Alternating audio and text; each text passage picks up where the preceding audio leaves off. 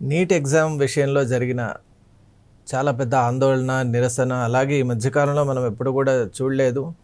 జంతర్ మంతర్ దగ్గర చేపట్టినటువంటి cockroach Janata party, అలాగే విద్యార్థులు, మిగతా పొలిటికల్ పార్టీస్కి సంబంధించిన అనేక మంది కూడా అక్కడ పార్లమెంటును ముట్టడించాలి అనేటువంటి ఒక ఏకైక లక్ష్యంతో అసలు ఈ నీట్ వ్యవహారంలో మాకు ఒక న్యాయం కావాలి అనేటువంటి ఒక దీక్షతో ముందుకు వెళ్ళారు.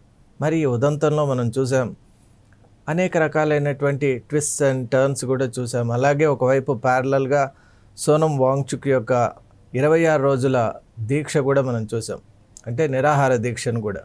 మరి ఈ నేపథ్యంలో కొంతమంది ఈ మొత్తం ఉదంతం వెనక ఏదైనా ఒక ఫారిన్ హ్యాండ్ ఉందా, ఫండింగ్ ఉందా, రెండు డిఫరెంట్ క్రైటీరియన్. ఒకటేమో ఫారిన్ హ్యాండ్ ఉందా అంటే ఇంటెన్షన్ విషయంలో ఫారిన్ ప్రమేయం ఏదైనా ఉందా, విదేశీ ప్రమేయం, లేదా ఫండింగ్ విషయంలో ఏదైనా ప్రమేయం ఉందా అనేటువంటి లక్ష్యంతో కూడా కొన్ని వార్తలు విన్నాం. మరి మినిస్ట్రీ ఆఫ్ ఎక్స్టర్నల్ అఫైర్స్ ఏమో చాలా క్లియర్ కట్గా there has been no claim of any foreign funding అని చాలా స్పష్టంగా చెప్పింది. మరి ఈ మొత్తం వ్యవహారాన్ని మనం ఎలా చూడాలి అని ఇప్పుడు మనం ప్రయత్నం చేద్దాం. సిజేపీ అంటే కాక్రోచ్ జనతా పార్టీ ఒక సెటైరికల్ నేమ్తో ప్యారడీగా స్టార్ట్ అయినటువంటి పార్టీ, ఆన్లైన్ పార్టీ ఈరోజు మనం చూసినట్టయితే ప్రత్యక్ష ఆందోళన చేపట్టి ఒక డిమాండ్, అంటే ఒక 3 విధాలైనటువంటి డిమాండ్స్తో ముందుకు వచ్చింది. అంటే ఈ నీటికి సంబంధించినటువంటి బాధ్యత యూనియన్ ఎడ్యుకేషన్ మినిస్టర్గా ఉన్నటువంటి ధర్మేంద్ర ప్రధాన్ గారు వెంటనే బాధ్యతగా తీసుకొని రిజైన్ చేయాలి. ఇక రెండవది ఏంటి అంటే అక్కడ నీట్ విషయంలో జరిగిన ఆందోళనలో చాలామందిపై కేసెస్ పెట్టారు, మరి వాటిని ఉపసంహరించుకోవాలి. ఇక మూడవది ఏంటి అంటే ఈ మొత్తం దీంట్లో ఈ కేసులు ఉపసంహరణే కాకుండా ఇటువంటి అవినీతి జరగకుండా, అలాగే దీనికి ఒక పటిష్టమైనటువంటి విధి విధానాలు కూడా రావాలి, క్లారిటీ అనేటువంటిది ఉండాలి. ఇలా వాళ్ళు కొన్ని సబ్ డివిజన్స్తో కూడినటువంటి ఒక ఎజెండాను ముందుకు పెట్టారు. మరి మనం ఒకసారి స్థూలంగా చూసినట్టయితే కాక్రోచ్ జనతా పార్టీ చేసినటువంటి ప్రతిపాదనలు మంచివే. అంటే విద్యార్థులకు కూడా ఒక చైతన్యం అనేటువంటిది ఉంది అని ఇక్కడ నిరూపణ అయింది. అలాగే మనం చూసినట్టయితే most honourable Supreme Court of India కూడా ఈ అంశంపై ఆలోచన చేస్తూ శాంతియుతమైనటువంటి ఒక ఆందోళన కానివ్వండి, నిరసన కానివ్వండి, ఇవన్నీ కూడా పౌరుల యొక్క ప్రాథమిక హక్కుగా మనకు తేల్చి చెప్పింది. అంటే we have got that freedom and we are really in a position to make our claims open to the people at large. మరి ఈ సందర్భంగా మనం కొన్ని అంశాలను గుర్తుపెట్టుకోవాలి. అసలు ఈ పార్టీస్ చేరినప్పుడు కొన్ని పొలిటికల్ ఎంటిటీస్ కూడా వచ్చి అక్కడ చేరాయి. మరి వాటి యొక్క అడ్వాంటేజ్ కోసం వచ్చాయా, లేక నిజంగానే ఈ పర్టికులర్ అజెండా విషయంలో సపోర్ట్ చేయడానికి వచ్చాయా అనేది మనందరికీ కూడా తెలుసు. మనం దాని గురించి ఇప్పుడు మాట్లాడటం లేదు. అయితే డిఫరెంట్ పొలిటికల్ ఫ్రెండ్స్ వచ్చాయి, అలాగే సెలబ్రిటీస్ వచ్చారు. ఈవెన్ మనం ఎన్నడూ లేనటువంటి ఒక ఆన్లైన్ ఈ సోషల్ మీడియంస్లో ఫిలిం సెలబ్రిటీస్ కావచ్చు, పొలిటికల్ సెలబ్రిటీస్ కావచ్చు, వీళ్ళందరూ కూడా they have given different types of support to the student community. మరి జెన్జీ అనేటువంటిది తన పవర్ ఏంటో కూడా నిరూపించుకుని, వాస్తవంగా చెప్పాలి అంటే జెన్జీకి ఎనార్మస్ పవర్ ఉంది. ఇంకోటి ప్రొటెస్ట్ చేసి తమకు కావలసినటువంటి విధి విధానాల్ని సాధించుకోవడం కూడా ముఖ్యమైన అంశమే. ఎందువల్ల అంటే ఇప్పుడు వీళ్ళు పెట్టినటువంటి 3 డిమాండ్స్లో ఒక కీలకమైన డిమాండ్ ఉంది. అదేంటి అంటే నీట్ ఎగ్జామ్ మళ్ళీ ఎగ్జామ్ పెట్టినప్పుడు చాలామంది సూసైడ్ అటెంప్ట్ చేశారు, నిజంగానే వాళ్ళ ప్రాణాలు కూడా కోల్పోయారు. మరి అటువంటి కుటుంబాలకు రైట్ఫుల్ కంపెన్సేషన్ ఇవ్వాలి, అలాగే మద్దతు కూడా ఇవ్వాలి అని చెప్పారు. అంటే it appears really broad and justified. ఇక్కడ ఒక చిన్న విషయాన్ని మనం అందరూ కూడా గుర్తుపెట్టుకోవాలి. ప్రొటెస్ట్ మంచిదే, డిమాండ్స్ మంచివే, అడగటంలో తప్పులేదు. కానీ మనం అక్కడ చూస్తున్నాం ప్రొటెస్టర్స్లో ఈరోజు పోలీస్ వ్యవస్థ ఒక ప్రక్రియను చేపట్టింది, that is called facial recognition. అంటే recognizing the protesters, that's very important. అంటే ఒక ప్రొటెస్ట్ జరిగిన తర్వాత దాని ఫాలోఅప్గా పోలీస్ వ్యవస్థ కూడా ఇంటెలిజెన్స్ వ్యవస్థ కూడా ఎవరు నిజంగా దీంట్లో పాల్గొన్నారనేటువంటి అంశాన్ని కూడా వాళ్ళు తేల్చుకోవాలనేటువంటి ఒక పద్ధతి ఉంటుంది. ఈరోజు అలా తేల్చినప్పుడు ఒక సర్ప్రైజింగ్ ఫ్యాక్ట్, షాకింగ్ ఫ్యాక్ట్ ఒకటి బయటపడింది. అదేంటంటే ఈ ప్రొటెస్టింగ్ కమ్యూనిటీ, మీరు చూడండి అక్కడ మన విజువల్స్లో, ప్రొటెస్టింగ్ కమ్యూనిటీలో దాదాపు 2837 మంది ఎస్టాబ్లిష్డ్ క్రిమినల్స్ ఉన్నారు. మరి వీరి విషయం మనం ఏం చెప్తాం? చాలామంది పోక్సో కేసులో ఉన్నారు, అలాగే అటెంప్ట్ మర్డర్ కేసులో ఉన్నారు, డిఫరెంట్ పొలిటికల్ రీజన్స్తో ఉన్నారు. వీళ్ళపై అనేక రకాలైనటువంటి అంటే 420 కేసెస్ ఉన్నాయి, చీటింగ్ కేసెస్ ఉన్నాయి, even culpable homicide, not amounting to murder, ఇలాంటి హెవీ కేసెస్ కూడా కొంతమందిపై ఉన్నటువంటి వ్యక్తులు కూడా ఇందులో ఉన్నారు. మరి వారి గురించి మనం ఎలా చూడాలి?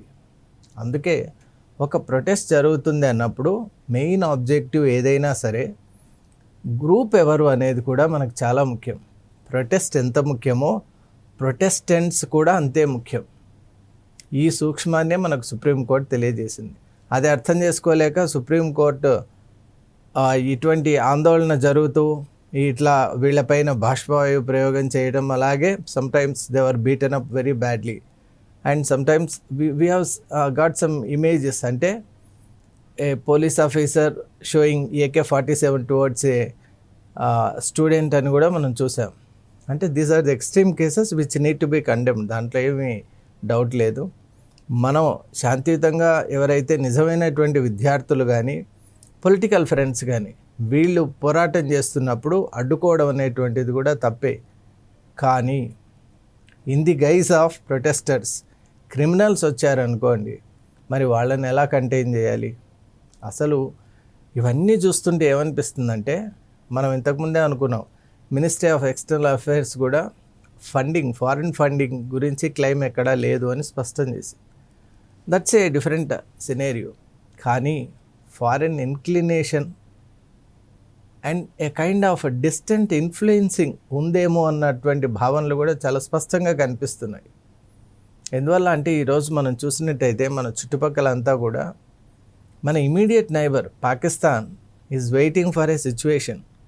అసలు ఎలా భారత్పై ఏదో ఒక రకంగా భారత్ను దెబ్బతీయాలి, ఎమోషనల్గా బ్లాక్మెయిల్ చేయాలి, ఇబ్బందులకు గురి చేయాలి, ఇంటర్నేషనల్ కమ్యూనిటీలో తలదించుకునేటట్టు చేయాలి అనేటువంటి ఆలోచనలతో ఉంది. ఎందువల్ల అంటే తన ఓన్ ల్యాండ్లో తన కంట్రోల్ అనేది కోల్పోతుంది.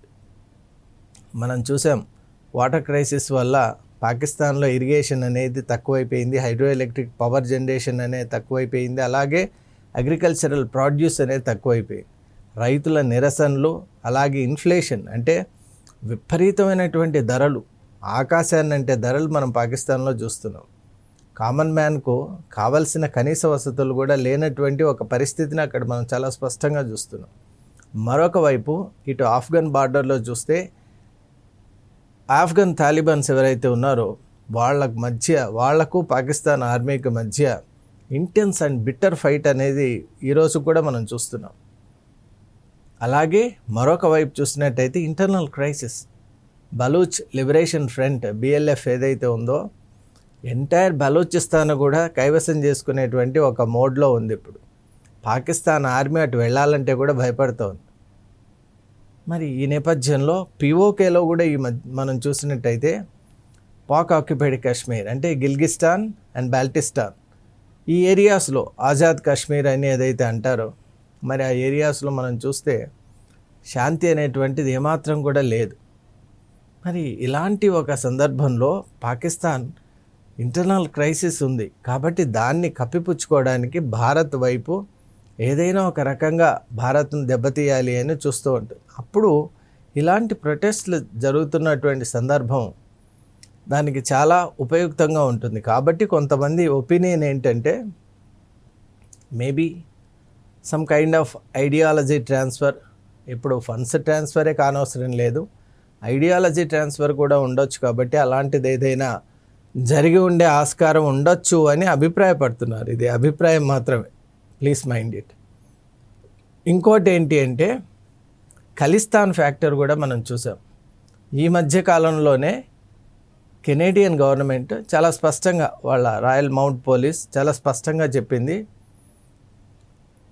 ఆ ఖలిస్తాన్ యాక్టివిస్ట్ మర్డర్ ఏదైతే ఉందో, ఒక ఇంటర్నేషనల్గా చాలా సంచలనం కలిగించినటువంటి మర్డర్ కేసులో భారత్ ప్రమేయం లేదు అని చాలా స్పష్టంగా తేల్చి చెప్పారు.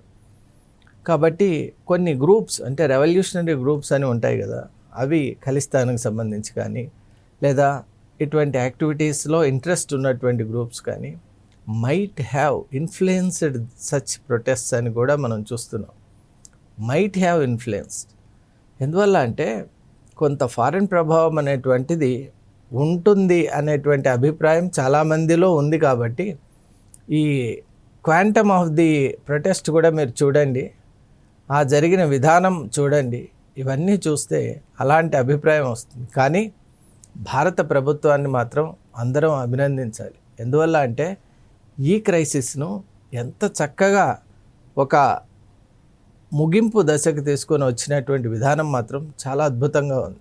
ఎందువల్ల అంటే స్వయంగా భారత ప్రధాని నరేంద్ర మోదీ గారే వారు ఈ విషయంలో వారు ఆన్లైన్ ద్వారా తమ యొక్క విచారాన్ని అలాగే తీసుకోబోయే చర్యలను చాలా స్పష్టంగా వివరించటం, అలాగే లీగలైజ్ చేస్తూ దీని పట్ల ఒక సపరేట్ లెజిస్లేషన్ కూడా చేయాలంటే అవకతవకలు, ఒక ఎగ్జామ్ అనేటువంటిది ఇలా డిజనరేట్ కావడం అనేది స్టూడెంట్ కమ్యూనిటీకి చాలా పెద్ద ముప్పు. కాబట్టి ఇలాంటివి జరగకుండా పటిష్టమైనటువంటి విధానాల్ని పెంపొందించాలి అని ఒక ఎక్స్పర్ట్ కమిటీని అలాగే ఒక టాస్క్ ఫోర్స్ కూడా నందన్ నీలకేని ఆధ్వర్యంలో ఏర్పాటు చేయటం, అలాగే వీళ్ళకు ఉన్నటువంటి క్రిమినల్ పనిష్మెంట్ యొక్క క్వాంటమ్ను పెంచడం, ఇదంతా కూడా స్టూడెంట్ కమ్యూనిటీ కానీ ప్రతి ఒక్కరు కూడా హర్షించారు. అలా మోదీ గారు చేసినటువంటి అపీల్ కానివ్వండి, తీసుకున్న స్టెప్స్ కానివ్వండి, అలాగే ఫాలోఅప్లో మనం చూసినట్టయితే ఖచ్చితంగా ఇక్కడ మోదీ గారి యొక్క ఆధ్వర్యంలో ఈ జరిగినటువంటి సంఘటనలు కూడా బాధ్యతాయుతంగానే మనకు కనిపిస్తున్నాయి. అలాగే ధర్మేంద్ర ప్రధాన్ గారు కూడా స్వచ్ఛందంగా రాజీనామా చేయటం, ఇవన్నీ అంశాల వల్ల కూడా ఈ యొక్క సందిగ్ధం అనేది కొలిక్కొచ్చింది. మరి ఈ నేపథ్యంలోనే మనం మాట్లాడుకోవాల్సినటువంటి ఇంకో అంశం ఏంటి అంటే, చాలా ముఖ్యమైన రిలేటెడ్ అంశం ఏంటి అంటే, కాక్రోచ్ జనతా పార్టీ ఈ విధంగా ఒక సిరీస్ ఆఫ్ ప్రొటెస్ట్ చేస్తున్నటువంటి నేపథ్యంలో చాలామంది ఈ పార్టీకి మద్దతు ఇచ్చారు. మరి అలా మద్దతు ఇచ్చినటువంటి వాళ్ళలో ముఖ్యంగా మనం మాట్లాడుకోవాల్సింది సోనం వాంగ్చుక్ గారి గురించి. అంటే ఉన్నత విద్యావంతుడు, అలాగే ప్రజా సమస్యలపై పోరాడేటువంటి ఒక నేతృత్వం కలిగిన మనిషి. కాబట్టి సోనం వాంగ్చుక్ కూడా విద్యార్థులు పడుతున్నటువంటి కష్టాలకు ప్రభుత్వం సరైనటువంటి విధానాల్ని ఎంచి చూపించాలి, అలాగే విద్యార్థి లోకానికి ఇటువంటి ఇబ్బందులు కలగకూడదని ఒక సదుద్దేశంతో సిజేపీ పార్టీకి వాళ్ళు చేసే ప్రొటెస్ట్కి, it's not to the party but to the protest, ఆయన మద్దతుగా పలుకుతూ 26 రోజులు నిరాహార దీక్ష చేశారు. మరి ఈ సమయంలో కూడా ఒక టాక్ ఏంటి అంటే, ఆయన విషయంలో కొంత ఇంటెలిజెన్స్ సమాచారం ప్రకారం కూడా ఆయన విషయంలో కూడా కొన్ని రకాలైనటువంటి చర్యలు చేపట్టబోతున్నారు అనేటువంటి ఫారిన్ హ్యాండ్స్ యొక్క ఇన్ఫ్లుయెన్స్ ఉంది అని కూడా అన్నారు. కానీ the entire episode was well taken care of. Indian government చాలా చక్కగా ఆయనకు ప్రాణహాని కలగకుండా ఒక పద్ధతి ప్రకారమే ఆయన్ను దీక్ష విరమింపజేయటం, అలాగే ముఖ్య నేతలు వచ్చి మాట్లాడటం, ఇలా చేయటం వల్ల ఆయన కూడా అర్థం చేసుకుని దీక్షను విరమించటం, ఇదంతా కూడా మనం చూస్తూ ఉంటే the way it was handled. ఇప్పుడు ఒక పక్క ఏమో ప్రొటెస్టింగ్ స్టూడెంట్స్, ఇంకో పక్క సోనం వాంగ్చుక్ లాంటి ఒక రెనౌండ్ పర్సన్ ఈజ్ అనే హంగర్ ఫాస్ట్లో ఉండటం. అలాగే మనం చూసాం మిగతా నేతలంతా కూడా తమ విధాలుగా తమ యొక్క నిరసనని వ్యక్తం చేశారు. నిజంగా స్టూడెంట్స్ పట్ల ఆ పార్టీలకు ఆ కన్సర్న్ ఉండటం మంచిది. మరి ఇలా డిఫరెంట్ గ్రూప్స్ను, డిఫరెంట్ టైప్స్ ఆఫ్ మెంటాలిటీస్ను, అలాగే డిఫరెంట్ డిమాండ్స్ను కూడా భారత ప్రభుత్వం సకాలంలో ఒక సమన్వయ మార్గానికి తీసుకొని రావటం నిజంగా అభినందనీయం. ఎందువల్ల అంటే ఇది మన అంతర్గత సమస్య. ఈ సమస్య పెద్దదే, సమస్య జటిలమైంది, ఈ సమస్య చాలా ఇబ్బందికరమైంది, కానీ ఇది మన అంతర్గత సమస్య అని ప్రతి ఒక్కరు గుర్తుపెట్టుకోవాలి. దీన్ని తీసుకెళ్ళి మనం అంతర్జాతీయంగా దీన్ని ప్రొజెక్ట్ చేసామనుకోండి, నష్టం మళ్ళీ దేశానికి. ఈ అంశాన్ని చాలామంది మర్చిపోతున్నారు. అంతర్గత సమస్యను తీసుకెళ్ళి అంతర్జాతీయం చేయటం అంటే అది ఎంత అపప్రదనో ఒక్కసారి ఆలోచించేయండి. ఎందువల్ల అంటే ఇది ఇంతకుముందు కూడా జరిగింది. మనకేదైతే మన భారతదేశానికి సంబంధించిన అంతర్గత వ్యవహారం దాన్ని తీసుకెళ్ళి బయట మనం యూఎన్లో కానివ్వండి లేదా వరల్డ్ ఫ్రంట్లో పెట్టినప్పుడు ఎటువంటి సమస్యలు వచ్చాయో అవన్నీ మనం చూసాం. కాబట్టి ఖచ్చితంగా ఇక్కడ విషయం కూడా మనం ఆలోచన చేస్తే ఎన్నో రకాలైన సున్నితపు అంశాలు, ఆ సబ్లైమ్ సినేరియోస్ అన్నీ కూడా ఈ యొక్క ప్రొటెస్ట్ యొక్క విషయంలో చూసాం. ఇది కేవలం కొంతమంది విద్యార్థులు ఎమోషనల్లీ ఛార్జ్డ్ అప్ అయి వచ్చి పార్లమెంటును ముట్టడిస్తామని అన్నప్పుడు బాష్పవాయు ప్రయోగం జరిగింది అని అనుకోవడం, అది మనం సర్ఫేస్ స్క్రాచింగ్ చేసినట్టే. ముఖ్యంగా విద్యార్థులు కూడా వచ్చారు, ప్రాణాలకు తెగించి వాళ్ళు ఒక సిస్టమ్ను సరి చేసుకోవాలనేటువంటి ఒక ఉద్దేశాన్ని చెప్పారు. కానీ దీని వెనక ఉన్నటువంటి అంతర్జాతీయంగా మన దేశాన్ని అనేక దేశాలు గమనిస్తున్నాయి. మన చుట్టుపక్కల చైనా లాంటి కొన్ని దేశాలు భారతదేశంలో ఎలా అయినా కూడా విస్ఫోటనం జరగాలి, పాకిస్తాన్ లాంటి దేశాలకు భారతదేశంలో ఎలా అయినా సరే అనిశ్చితి అనేటువంటిది, అంటే తన దేశంలో జరుగుతున్నటువంటి పరిస్థితి ఇక్కడ కూడా జరగాలి. అందువల్లనే కదా జమ్మూ అండ్ కాశ్మీర్లో మనం చూసాం, కొన్ని దశాబ్దాలుగా అక్కడ అన్రెస్ట్ అనేది మనం చూసాం. కానీ ఈరోజు ఆర్టికల్ 370 రివోక్ చేయటం వల్ల జమ్మూ అండ్ కాశ్మీర్లో ఒక అద్భుతమైన ప్రపంచాన్ని మనం ఈరోజు చూస్తున్నాం. అసలు అప్పటి జమ్మూ అండ్ కాశ్మీర్కు ఇప్పటి జమ్మూ అండ్ కాశ్మీర్కు అసలు సంబంధం లేనటువంటి ఒక విధానాన్ని, ఒక డెవలప్మెంట్ ఫేస్ను మనం చూస్తున్నాం. కాబట్టి సమస్యలు ఉన్నాయి, మనకు అంతర్గత వ్యవహారాలు ఉన్నాయి. కాబట్టి అన్ని పొలిటికల్ పార్టీస్, అలాగే విద్యార్థి లోకం, అలాగే కొత్తగా వచ్చిన పార్టీలు కానీ, పాత పార్టీలు కానీ, సెలబ్రిటీస్ కానీ, ఇది మన అంతర్గత వ్యవహారం అనేటువంటిది ఎప్పుడూ మర్చిపోరాదు. అలా చేసినప్పుడే అంతర్జాతీయంగా భారత్ ఎదగలదనేటువంటి విషయాన్ని మాత్రం ఎప్పుడూ మనం గుర్తుపెట్టుకోవాలి. Thank you.